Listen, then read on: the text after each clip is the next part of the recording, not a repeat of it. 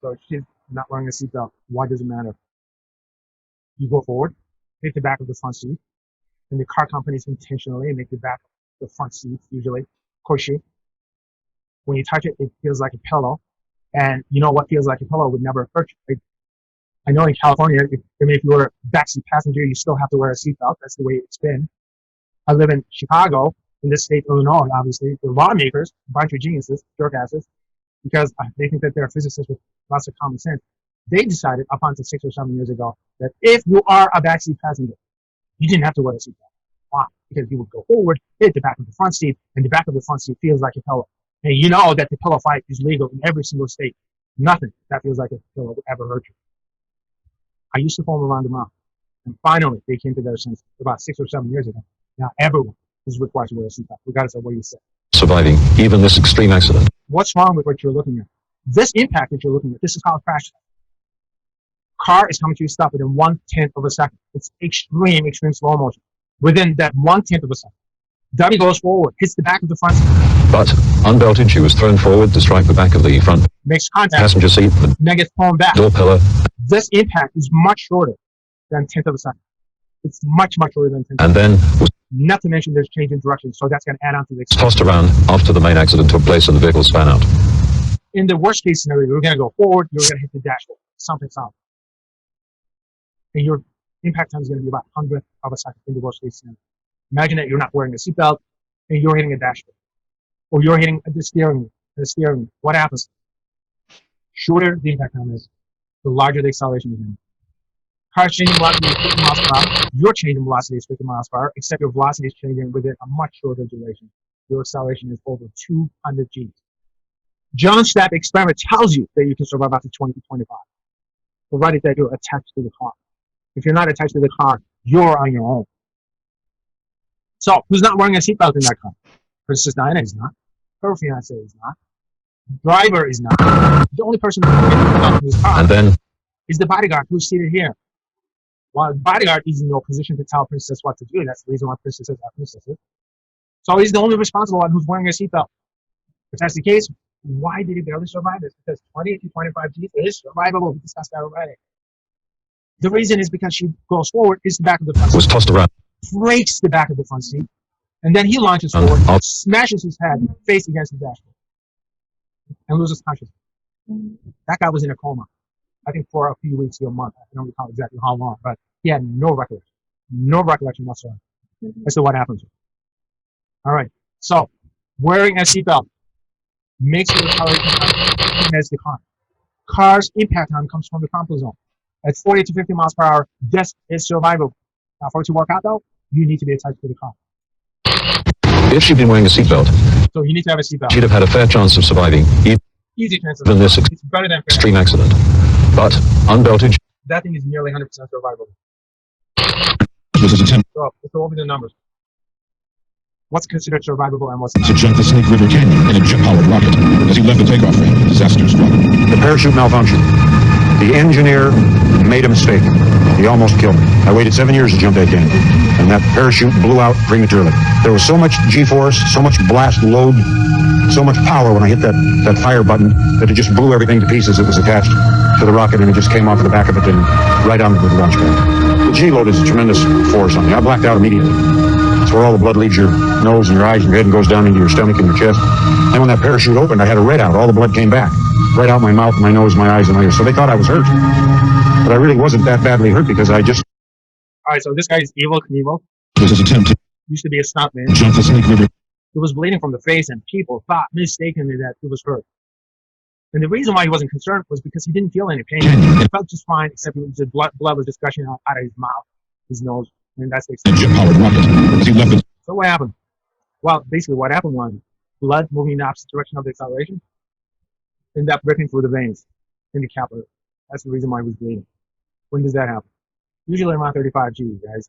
That's called bruising. Around 40 Gs, it's going to rip through the veins. Around 60 to 70 Gs, it's going to rip through the arteries. So you're looking at internal bleeding. I mean, literally, you can survive a collision or an impact. You may end up experiencing like 50, 60, 70 Gs. You're lucky day, you're driving, and all of a sudden you get into a bad accident, you get fallen out of a car, soft landing on grass.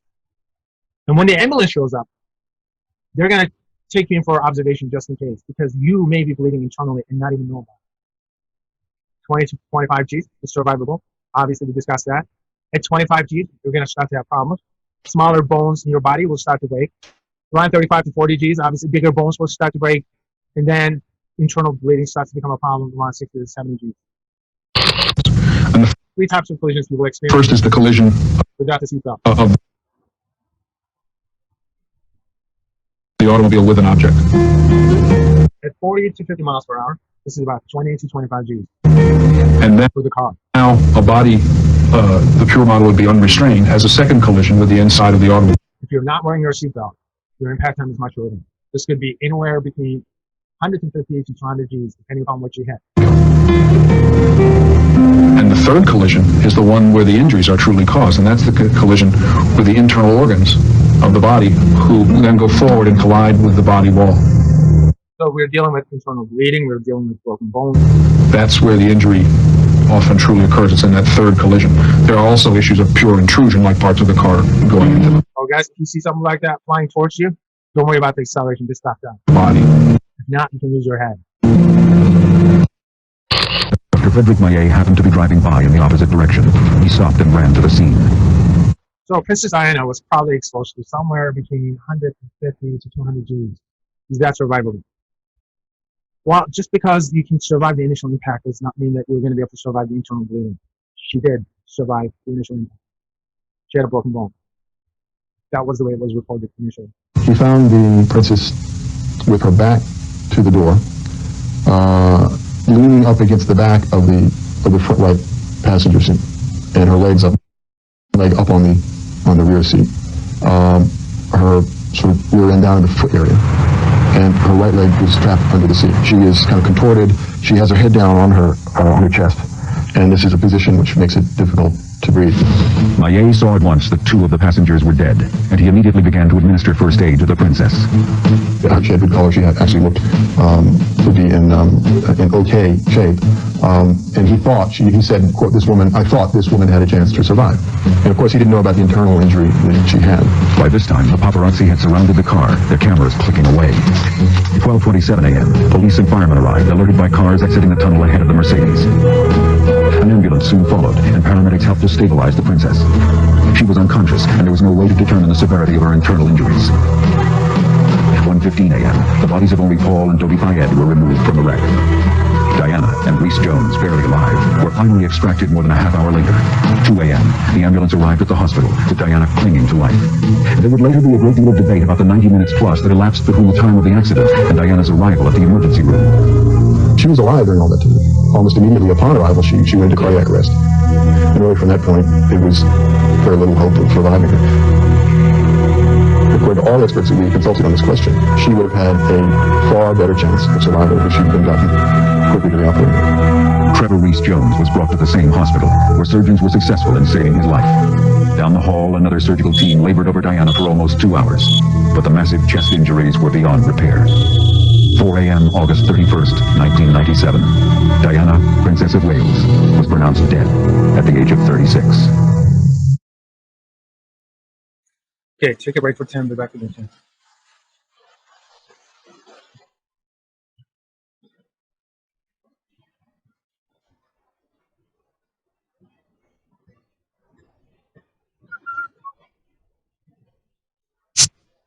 All right, so with the seatbelt, your impact time is about 10th of a second. It's the same as the cars. The car gets its impact time from the crumple zone. Crumple zone is where you get your impact time from. And the impact time is built into the car so that you can survive something like this, provided that you are attached to the car. So 10th of a second at 50 miles per hour, it comes from the crumple zone. It should be survivable. It is survivable, provided that it's a head-on collision. Without the seatbelt, you're on your own. The worst case scenario, you're going to end up hitting something hard, like the dashboard, or the steering wheel, and then your impact time is going to be 10 times shorter than the car. Your acceleration is going to be 10 times larger than the car, so it's about 200 Gs. 6,000 miles away, Swedish engineers came up with the same answer. The three-point seatbelt was introduced by Volvo in 1959. Volvo patented the device, but allowed everyone else to use it free of charge. That's it.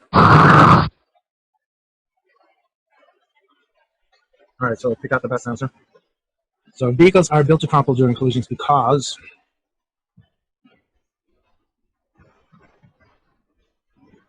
and what is the best answer in this case? The whole idea is allowing the car to crumple is to increase the impact time. What happens when you allow the impact time to go up? The acceleration goes down. Impact time goes up, the acceleration goes down. So which means that B is the best answer. All right, so those of you guys who pick B, give yourself 2 points.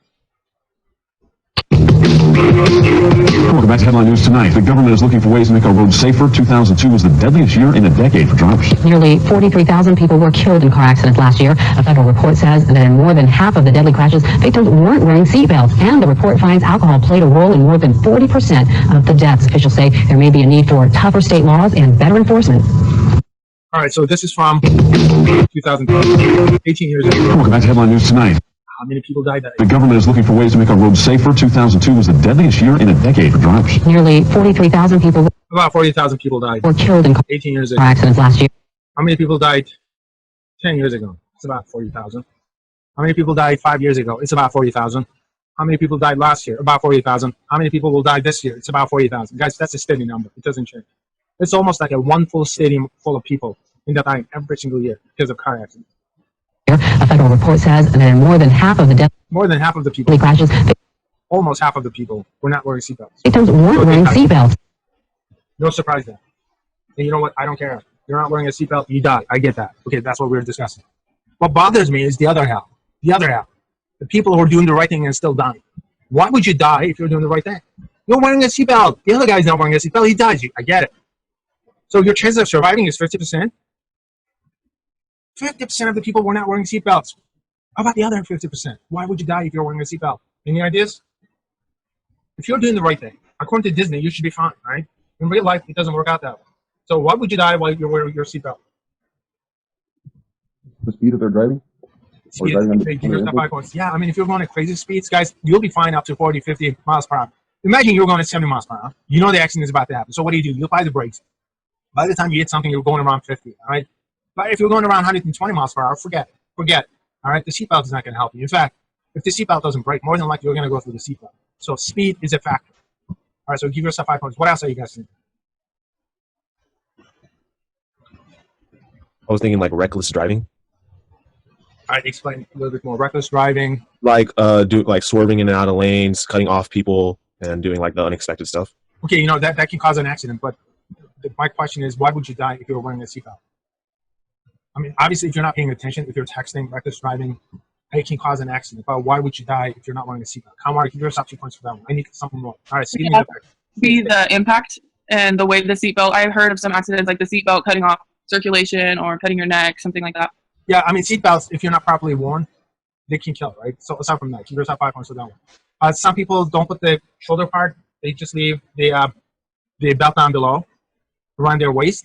It can actually break your back, or it can jackknif you. It can actually cut you in half. So that sort of stuff is also extremely, extremely dangerous. What else? So seatbelt being worn improperly could be a problem. So speeding, seatbelt, what else? The manufacturing of the cars?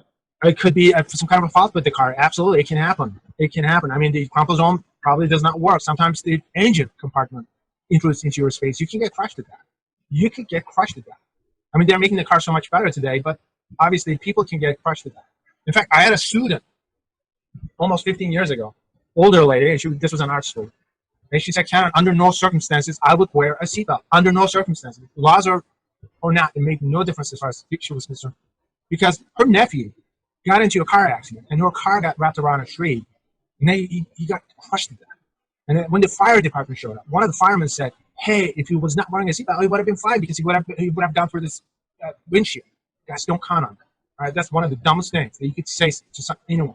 There are no guarantees that you will go through the windshield, and there are no guarantees that you will survive something like that. Speeding is a factor. All right, so what else?